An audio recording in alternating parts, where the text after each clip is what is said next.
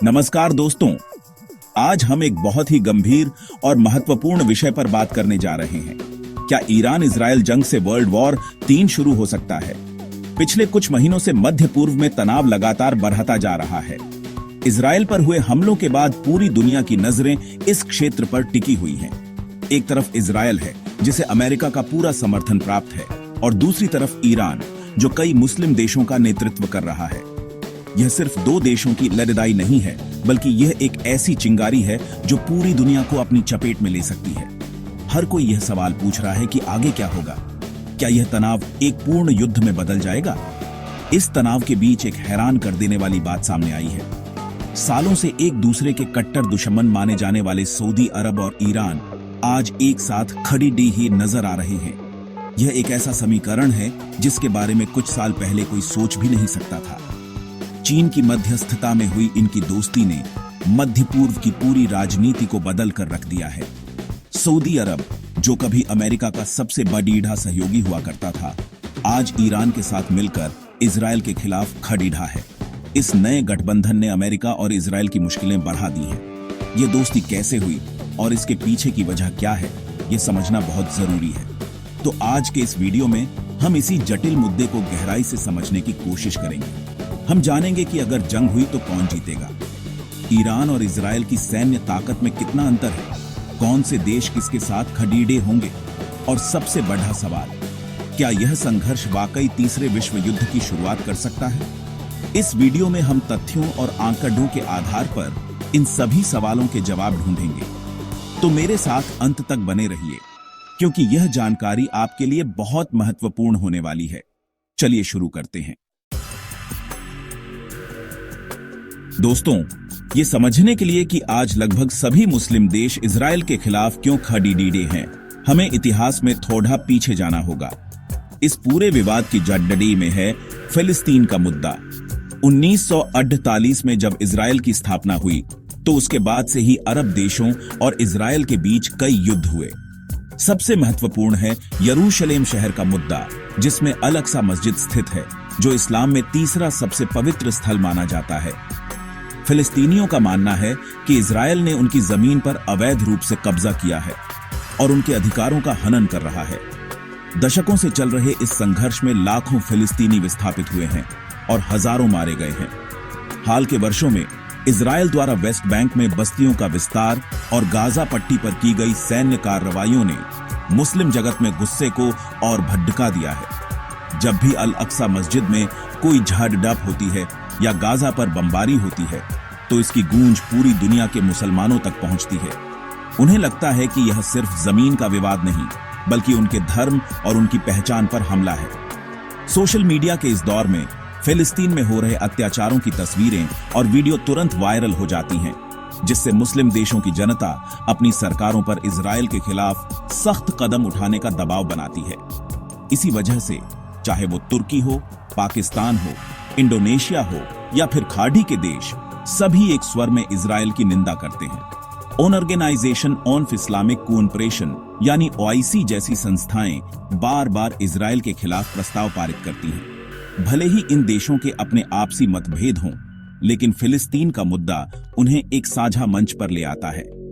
यह उनके लिए एकजुटता दिखाने का एक प्रतीक बन गया है। यही कारण है कि जब भी इजराइल और किसी मुस्लिम गुट के बीच संघर्ष होता है, तो यह जल्द ही एक इजराइल बनाम मुस्लिम वर्ल्ड का रूप ले लेता है, जिससे तनाव और भी ज्यादा बिगड़ जाता है। अब आते हैं इस कहानी के सबसे चौंकाने वाले मोड़ पर, सऊदी अरब और ईरान की दोस्ती। ये दोनों देश दशकों से एक दूसरे के कट्टर दुश्मन रहे हैं। इनकी दुश्मनी सिर्फ राजनीतिक नहीं, बल्कि धार्मिक और वैचारिक भी है। सऊदी अरब सुन्नी इस्लाम का केंद्र है, तो वहीं ईरान शिया इस्लाम का सबसे बड़ा पैरोकार। मध्य पूर्व में अपना दबदबा कायम करने के लिए इन दोनों देशों ने सालों तक प्रॉक्सी वॉर लड़ी है, यानी दूसरे देशों में एक दूसरे के समर्थक गुटों को हथियार और पैसा देकर लड़वाया है। यमन, सीरिया और इराक जैसे देशों में हुई तबाही के पीछे काफी हद तक इन्हीं दोनों की दुश्मनी जिम्मेदार थी। तो फिर ऐसा क्या हुआ कि ये जानी दुश्मन अचानक दोस्त बन गए? इसके पीछे कई बड़े कारण हैं। सबसे पहला और महत्वपूर्ण कारण है चीन की बढ़ती भूमिका। चीन ने इन दोनों देशों के बीच मध्यस्थता की, और मार्च 2023 में बीजिंग में एक ऐतिहासिक समझौते पर हस्ताक्षर करवाए। चीन मध्य पूर्व में शांति चाहता है क्योंकि उसके ऊर्जा और व्यापारिक हित इस क्षेत्र से जुड़े हुए हैं। दूसरा कारण है अमेरिका पर से उठता भरोसा। सऊदी अरब को लगने लगा था कि अमेरिका अब इस क्षेत्र में उसकी सुरक्षा की गारंटी नहीं दे सकता, खासकर 2019 में जब ईरान समर्थित गुटों ने सऊदी तेल ठिकानों पर हमला किया और अमेरिका ने कोई ठोस कार्रवाई नहीं की। इस दोस्ती के पीछे एक और वजह है आर्थिक हित। सऊदी अरब अपने विजन 2030 के तहत अपनी अर्थव्यवस्था को तेल पर से निर्भरता कम करके डाइवर्सिफाई करना चाहता है। इसके लिए उसे क्षेत्रीय स्थिरता की जरूरत है। ईरान के साथ लगातार तनाव में रहना उसके आर्थिक लक्ष्यों के लिए ठीक नहीं था। वहीं ईरान भी अमेरिकी प्रतिबंधों से जूझ रहा है और उसे आर्थिक और राजनीतिक तौर पर अलग थलग होने से बचने के लिए सऊदी अरब जैसे बड़ी डिढे पड़ी डोसी से रिश्ते सुधारने की जरूरत थी। इस तरह बदलते वैश्विक समीकरणों, आर्थिक जरूरतों और चीन के बढ़ते प्रभाव ने इन दो पुराने दुश्मनों को हाथ मिलाने पर मजबूर कर दिया।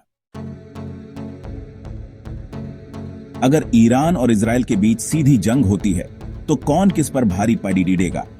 आइए दोनों देशों की सैन्य ताकत का एक तुलनात्मक विश्लेषण करते हैं। सबसे पहले बात करते हैं सेना की संख्या की। ईरान के पास लगभग 6 लाख से ज्यादा एक्टिव सैनिक हैं और इतनी ही बढ़ी रिजर्व फोर्स भी है।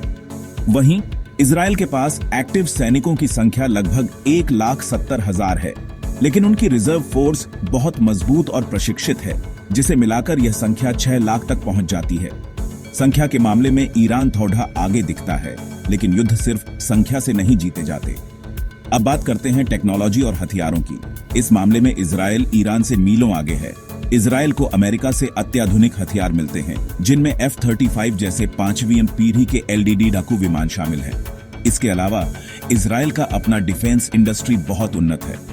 उसका Iron Dome missile defence system दुनिया के सबसे बेहतरीन सिस्टम में से एक माना जाता है, जो छोटे रॉकेटों को हवा में ही नष्ट कर सकता है। इसके अलावा इजराइल के पास एरो और डेविड्स स्लिंग जैसे long range missile defence system भी हैं। खुफिया जानकारी और साइबर वॉरफेयर में भी इजरायली एजेंसी मोसाद का कोई मुकाबला नहीं है।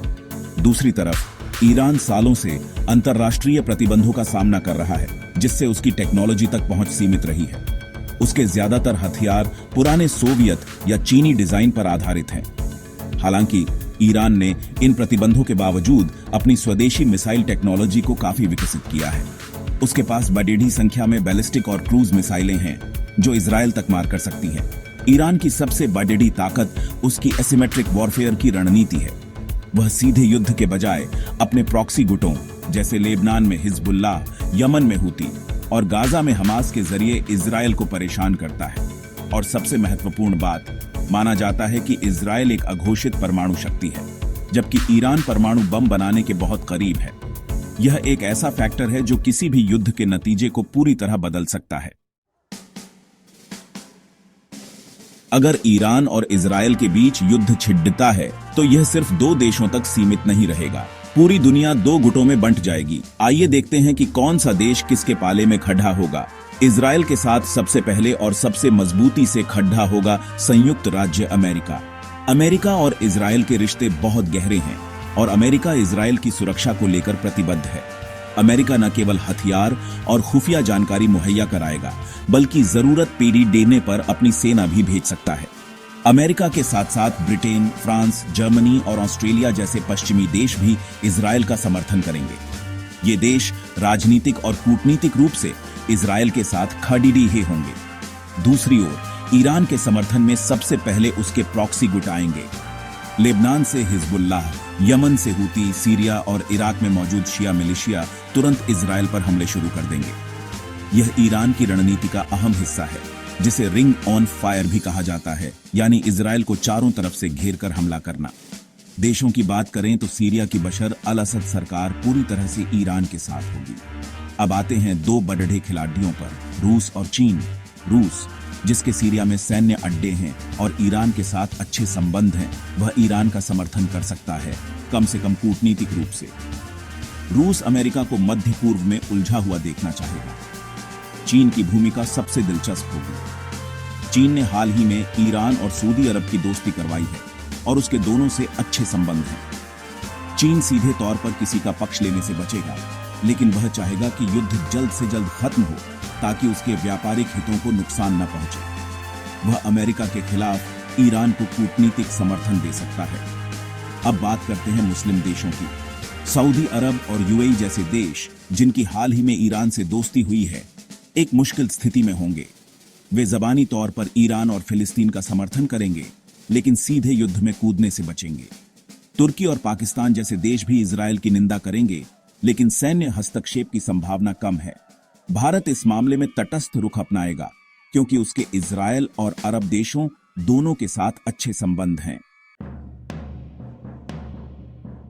तो अब हम आते हैं सबसे बीडीडीढ़े सवाल पर। क्या यह संघर्ष तीसरे विश्व युद्ध की शुरुआत कर सकता है? दोस्तों, इसकी संभावना से इनकार नहीं किया जा सकता, लेकिन यह कई चीजों पर निर्भर करेगा। वर्ल्ड वॉर का मतलब होता है जब दुनिया की बड़ी शक्तियां सीधे तौर पर एक दूसरे से लड़ने लगें। अगर ईरान और इजरायल का युद्ध सिर्फ इन्हीं दो देशों और उनके प्रॉक्सी गुटों तक सीमित रहता है, तो यह एक बड़ेडिढ़ा क्षेत्रीय युद्ध होगा, लेकिन वर्ल्ड वॉर नहीं। असली खतरा तब शुरू होगा जब अमेरिका इस युद्ध में सीधे तौर पर शामिल हो जाए। अगर अमेरिकी सैनिक ईरान पर हमला करते हैं तो स्थिति बहुत गंभीर हो जाएगी।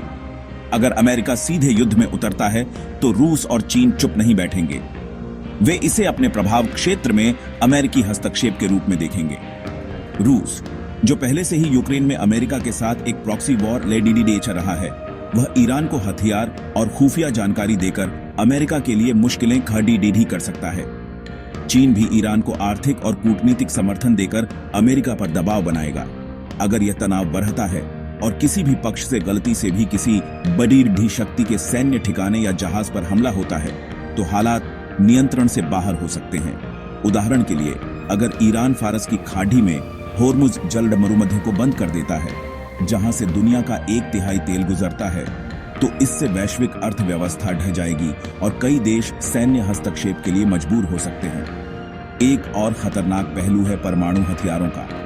इजरायल के पास परमाणु बम है और ईरान भी उसे बनाने की क्षमता हासिल करने के बहुत करीब है। अगर किसी भी देश को लगता है कि वह युद्ध हार रहा है और उसका अस्तित्व खतरे में है, तो वह आखिरी विकल्प के तौर पर परमाणु हथियारों का इस्तेमाल कर सकता है। इसे सैमसन ऑप्शन कहते हैं।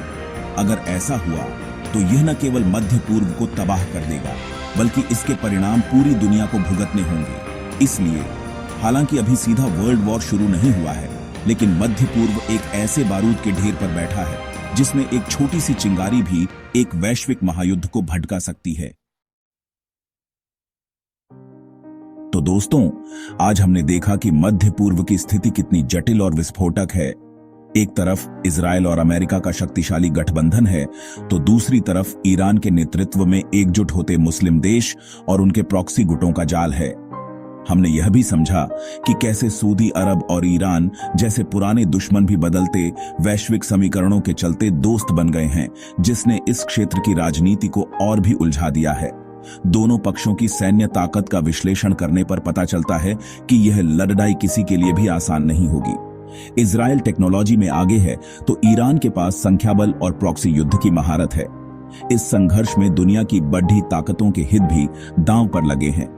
अमेरिका, रूस और चीन सभी इस शतरंज की बिसात पर अपनी अपनी चालें चल रहे हैं। अगर यह युद्ध फैलता है तो यह सिर्फ एक क्षेत्रीय संघर्ष नहीं रहेगा, बल्कि इसके वैश्विक परिणाम होंगे। तेल की कीमतों से लेकर वैश्विक सप्लाई चेन तक सब कुछ प्रभावित होगा। सबसे बड़ा डर परमाणु हथियारों के इस्तेमाल का है, जो इस खूबसूरत दुनिया को एक भयानक अंत की ओर धकेल सकता है। कूटनीति और समझदारी ही एकमात्र रास्ता है जो इस तबाही को रोक सकता है।